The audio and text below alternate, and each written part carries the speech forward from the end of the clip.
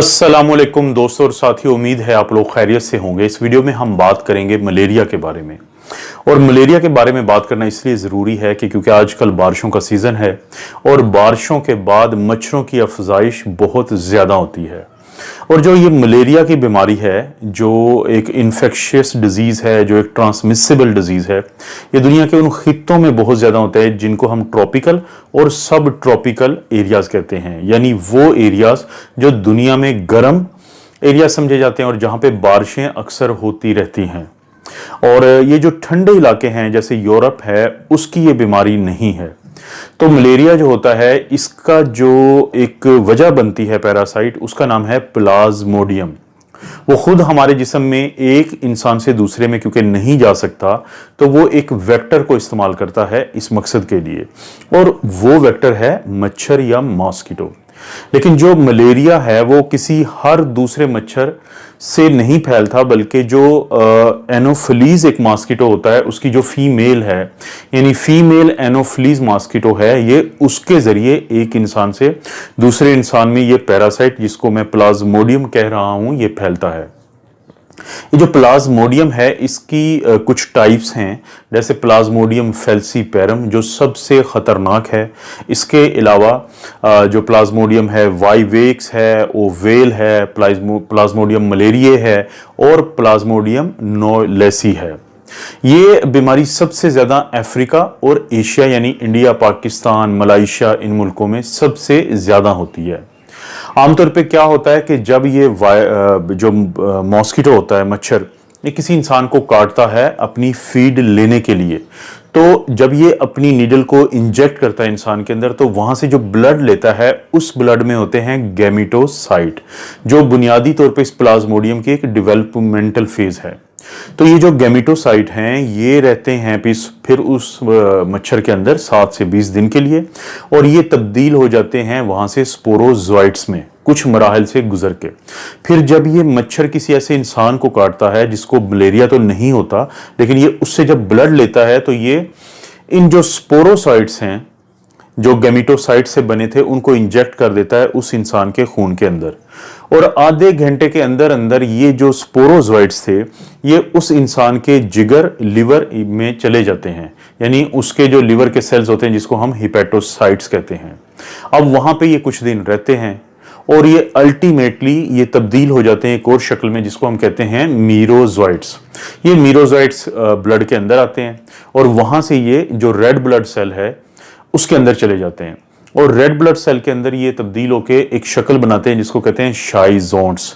ये जब RBCs rupture करता है, ये शाइजोन्ट्स ब्लड में आते हैं, मीरोजोइट्स भी बहुत सारे इसके साथ ब्लड में आते हैं, तो उस वक्त इंसान को फीवर और कपकपी होती है, यानी बुखार और कपकपी, और इस तरह से ये पूरे जिस्म में ये चीज़ फैल जाती है। और फिर ये जो शाइजोन्ट्स हैं, ये दोबारा से आरबीसी में चले जाते हैं और मीरोजोइट्स जो हैं वो लिवर में चले जाते हैं। तो ये जो मलेरिया की बीमारी होती है, ये मच्छर काटने से एक से दूसरे इंसान में फैलती है। और जो इब्तदाई अलामात हैं, उन इब्तदाई अलामात में इसमें आता है कि जैसे आपको अच्छा महसूस नहीं होता, जिसको हम मलेज कहते हैं, कि आपको लगता है कि आपको जैसे कि आप बीमार हैं। इसके अलावा कुछ लोगों को उल्टी आती है या दिल खराब होता है, जिस्म में दर्द होता है, बुखार होता है, और बुखार भी बहुत ज़्यादा होता है 104 तक, और साथ कपकपाहट होती है, यानी शिवरिंग होती है। बाज़ लोगों में मुसलसल बुखार होता है, बाज़ में हर दूसरे दिन होता है, बाज़ मरीज़ों में हर 2 दिन के बाद ये बुखार होता है। जो ख़तरनाक जो प्लाज्मोडियम की किस्म है, जिसको मैंने प्लाज्मोडियम फेल्सीपेरम कहा था, उसमें आमतौर पर फिर जिगर भी मुतासर होता है, यानी लिवर इनलार्ज हो जाता है, बड़ा हो जाता है, और स्प्लीन यानी तिल्ली भी बड़ी हो जाती है, और हाथ लगाने से उस एरिया में दर्द होता है। और इन मरीजों को आम तौर पे, क्योंकि जो खून के खलिए हैं वो बहुत ज़्यादा टूट फूट का शिकार होते हैं इस पूरे अमल की वजह से, तो उनमें अनीमिया भी होता है और प्लेटलेट्स भी ड्रॉप होते हैं। और अक्सर इन मरीजों में क्योंकि जिगर में प्रॉब्लम बन रहा होता है, तो ये यरकान जैसी कैफियत भी पैदा होती है। अगर कोई डॉक्टर के पास जाता है इन तमाम अलामात के साथ, और वक़्त भी वो है जब मच्छर बहुत ज़्यादा है और इंसान एहतियात नहीं कर रहा, क्योंकि आमतौर पे ये रात को काटता है, जो डेंगू का मच्छर होता है वो आमतौर पे सुबह और शाम के वक्त काटता है, लेकिन मलेरिया रात के वक्त काटता है। इसीलिए लोगों को कहा जाता है कि रात को सोते वक्त एक तो जो मच्छरों को मार भगाने वाली या भगाने वाली जो कोई लोशंस होता है वो लगाएं, जैसे कि मॉस्पेल का होता है, या फिर रात को जो आप नेट के अंदर सोएं, मॉस्किटो नेट जिनको कहते हैं। लेकिन अगर किसी को ये अलामात हो जाती हैं तो कौन सा ब्लड टेस्ट हम करवाते हैं इसकी तशखीस के लिए, उसको हम कहते हैं एमपी स्लाइड के नाम से बहुत मशहूर है कि मलेरियल पैरासाइट स्लाइड। लेकिन इसकी थिक और थिन फिल्म है। थिक कहते हैं मोटी को और थिन कहते हैं पतली को। थिक इसलिए कहते हैं कि उसमें ज्यादा ब्लड चाहिए होता है और उससे पैरासाइट का पता चलता है कि कौन सी टाइप का पैरासाइट है। लेकिन जो थिन फिल्म है वो उसमें ब्लड कम चाहिए होता है और उससे पैरासाइट की क्वांटिटी का पता चल जाता है। जब एक दफ़ा तशखीस हो जाए मलेरियल पैरासाइट की और डॉक्टर या फिर क्लिनिकली ये असेस करके तशखीस कर ले, तो पहले तो पाकिस्तान और इंडिया और बाकी जो अफ्रीका है यहाँ पे क्लोरोक्वीन, क्विनीन और इस तरह की रेसोचिन, फेंसिडार, इस तरह की बहुत सारी दवाइयाँ चलती थी। लेकिन अब इनमें से अक्सर जो हैं वो रेजिस्टेंट हैं, यानी उनका असर नहीं होता इंसान के ऊपर। इसलिए इस वक्त जो सबसे मशहूर दवाई है पूरी दुनिया में जो मलेरिया को बहुत अच्छे तरीके से कवर करती है वो है जैसे कि आर्टीमेथर और ल्यूमेफेंट्रिन के कॉम्बिनेशन से मिलती है, और ये पाकिस्तान में आर्टम के नाम से है।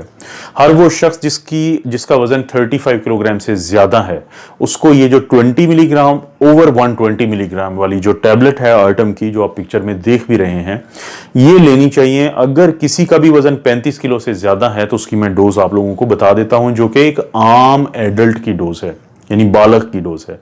कि आपने क्या करना है कि आपने 4 गोलियां लेनी है एक इकट्ठी, और उसके बाद 4 गोलियां लेनी है 8 घंटे के बाद। ये तो हो गया पहले दिन की डोज। अगले दूसरे और तीसरे दिन आपने 4 गोलियां सुबह और शाम लेनी है, यानी अगले 2 दिन। ये टोटल बनती हैं 24 टैबलेट्स, और ये आपने लेनी है खाने के बाद। और अगर किसी को ये दवाई खाने के 1 से 2 घंटे के अंदर वॉमिटिंग आ जाती है और ये दवाई निकल जाती है तो इसको दोबारा लेने की जरूरत है। अगर आप मलेरिया को प्रॉपरली ट्रीट नहीं करते या फिर मलेरिया जो है प्लाज्मोडियम फैल्सीपेरम से है तो ये दिमाग के ऊपर भी असर कर सकता है, जिसको कहते हैं सेरिब्रल मलेरिया। उसमें मरीज को नींद आती है, मरीज जो है वो इधर उधर की बातें करता है या वो बातें करता है जैसे इररेलेवेंट टॉक, फिर वो बेहोशी की तरफ जाता है, कोमा की तरफ भी जाता है, और इस दौरान उसको फिट्स भी हो सकते हैं, सीजर्स भी हो सकते हैं। इसलिए मलेरिया को प्रिवेंट करना, कोशिश करें कि रात को बाहर निकलते हुए पूरे जो बाजुओं वाली शर्ट्स हैं या कपड़े हैं वो पहने, और बाहर निकलते हुए अपने चेहरे के वो हिस्से, जिस्म के वो हिस्से जो अनकवर्ड हैं उन पे कोई ना कोई मॉस्किटो रिपेलेंट लोशन, जैसे मैंने मॉस्पेल का भी बताया है, वो लगाएं। इनसे बचना जरूरी है क्योंकि अगर आप ये एहतियात नहीं करते ये बड़े और बच्चों के लिए खतरनाक बीमारी हो सकती है। उम्मीद है आपको मलेरिया के बारे में कुछ आइडिया हुआ होगा। आप अपना और अपनी फैमिली का ख्याल रखें। अल्लाह ताला आपको और आपकी फैमिली को हर किस्म की बुराई, बीमारी और आजमाइश से महफूज रखे।